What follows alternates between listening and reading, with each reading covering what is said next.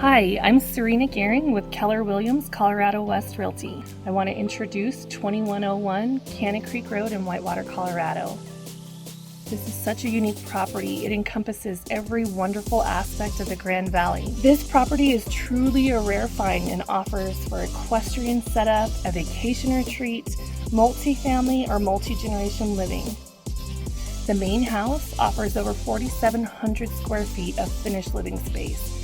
It includes 5 bedrooms, 4 bathrooms, an office, a sunroom, a billiard room, flex room, and the possibility of a basement apartment with a separate entrance. There are 3 greenhouses with electric and water, stable with 4 stalls, tack room, and an unfinished loft above to make your own. There's also a hay barn, chicken coop, goat barn, and enclosed playground. Kannah Creek runs through the back of the property. There's a 3-car garage further out on the property with an 1,100 square foot apartment above it. You also have the ability to grow and raise your own food. And if that isn't enough, there's a 30-foot yurt where you can have your own private concert on the outdoor stage. Call today to schedule a private showing and truly experience this safe haven.